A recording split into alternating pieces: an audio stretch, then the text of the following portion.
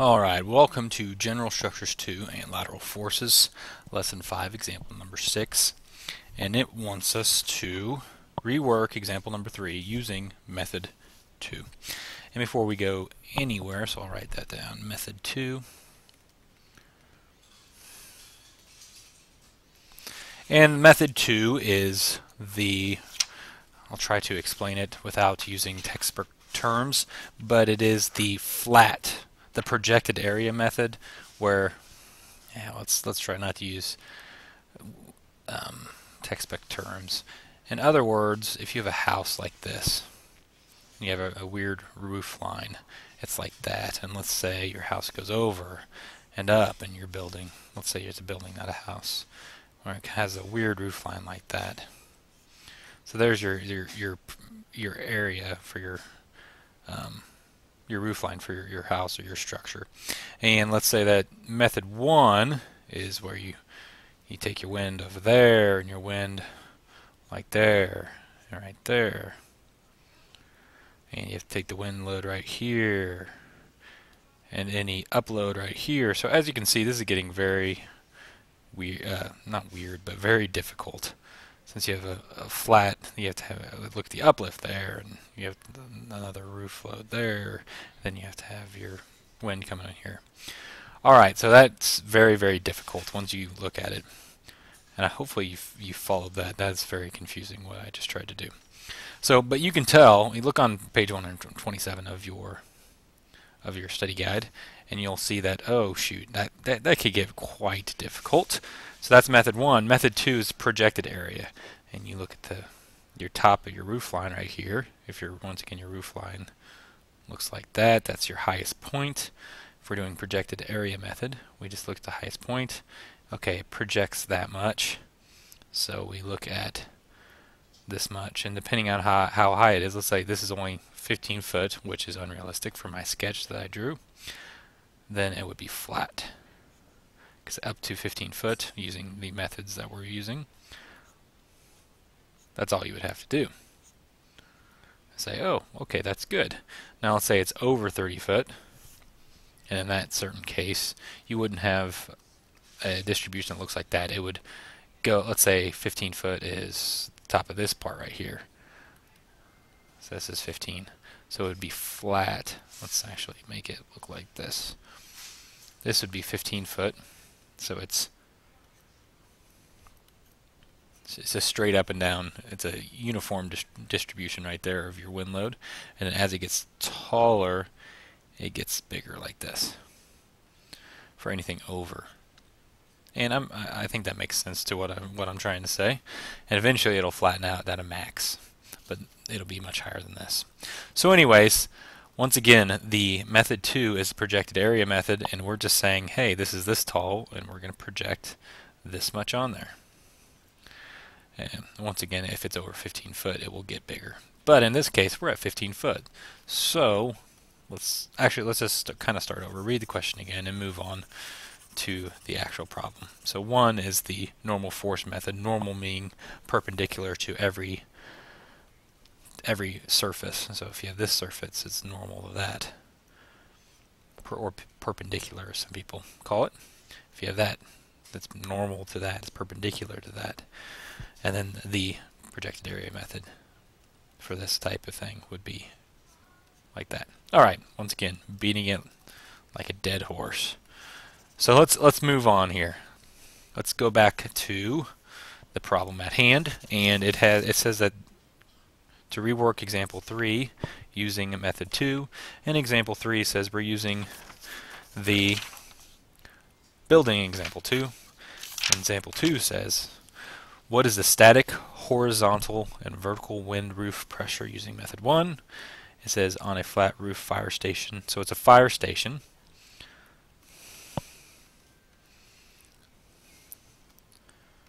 Fire station. Let's put I remember now. Well, we have our overhead door there to say that that's where the fire engines come out. And 15 foot high, and that's all we know. Okay, so it says 15 foot high. It's located in an isolated desert region, per example number 3. And we're looking for the static, horizontal, and vertical wind And instead of using method 1, we're using method 2 now. Alright, so what we want to do for method 2, let's change colors, is we want to look at, well, let's first say this.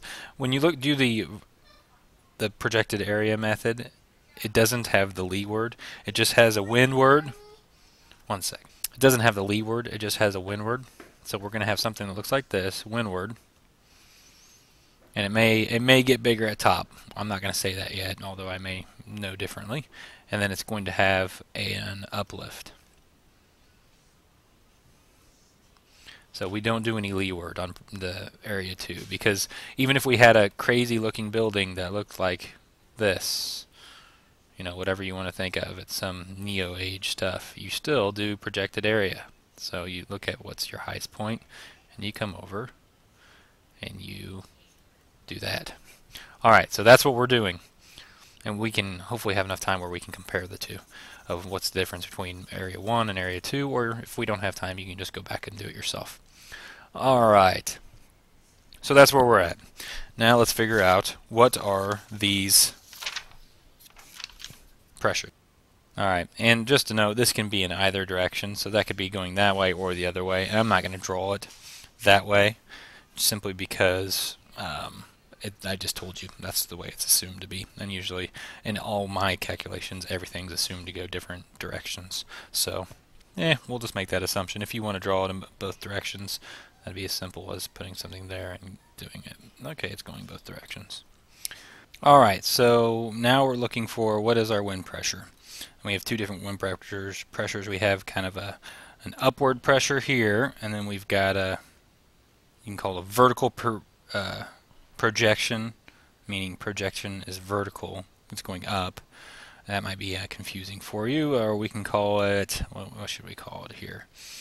We'll call it our wall and roof. That'll make it easier. Wall, you're not going to get that confused. Roof. Alright. And then, I'm not going to put equals, but let's put our pressure equals, and this is the standard basic formula. Let's call it the basic formula. I think that's what they call it in the study guide. CE. I always have to look this up. I never remember it. CQ, QS, and once again, because this is the UBC way, so not something I use all the time. And then we get pressure would be CE, CQ, QS, and I. And if you take a quick look, what is going to be the same? And I would say that your importance factor is going to be the same. And I think I equals 1.15.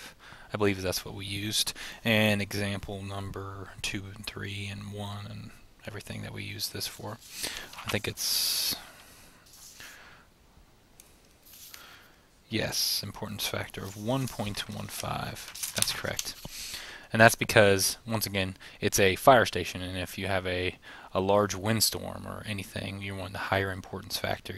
You don't want, if you have a big windstorm, power lines are going to be down, buildings may fall over, you know, power may be out, you may have fires. So one building you want to be functional is the fire station, so you can get your firemen out there to help you. Alright, so moving right along, I'm doing a lot of talking. It's almost 10 minutes in, haven't got to the actual equations yet. Alright, the CE. Alright, your CE factor is what I like to call your exposure factor. And remember, you can go to table 16G and you see that we have 0 to 15 feet. That's where we're at, so you want to be in that. Now, do you have exposure D, C, or B? D, I would say, in the middle of a city or somewhere with a lot of trees.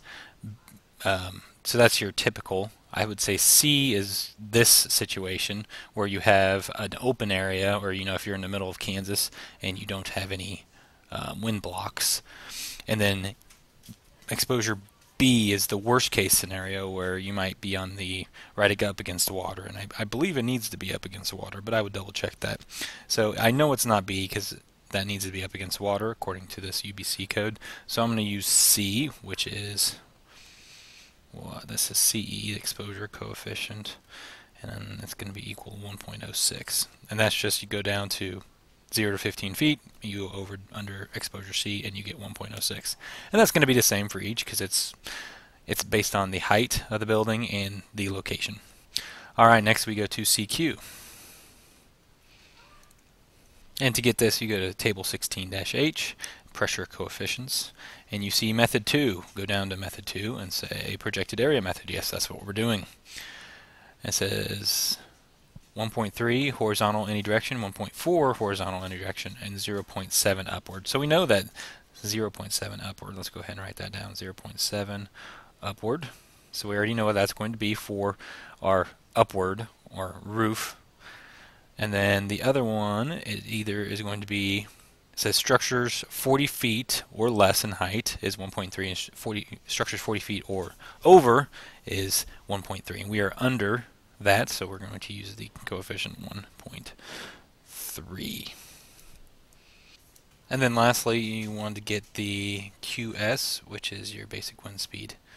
And that's going to be, that's based on where you are, and I'm assuming, I believe we were in the basic wind speed area, because we're not in special. So let's go back to the diagram, which is figure 1-6, which is also reproduced in study item page 122. And we are in a basic wind speed, which is 70 miles per hour. So then we can take that, and you can put it in the, I think it's it's 0.00256 equals, actually I'll just write it here, 0.00256 v squared. You can put it in that equation, or you can just look in table 16-F and you can see that it equals 12.6. And that is what? PSF. Alright, now we simply plug and chug. We have CE 1.06, 1.3, QS is 12.6 PSF, and then we have 1.15. And yes, whoa, that's wall. Yes, okay, good, that's what I wanted, because that's upward. Now, 1.06, 0.7, 12.6 PSF, and 1.15, and I have my calculator out, and I'm going to put it in. So let's go ahead and do that. 1.06 times 1.3 times 12.6 times 1.15, and you get 19.967. I'm just going to say 20.0 PSF. And then we come down here, and since this is the only difference, I'm going to divide it by 1.3 and multiply it by 0.7. And we get 10.75, let's say 10.8 PSF. And those are your answers. And I'm going to make sure it just says rework, and it was asking for what is the PSF. So we can go up here and we say, okay, our wall is 20.0 PSF, and our upward lift is PSF. There we go. All right, I will see you on the next example.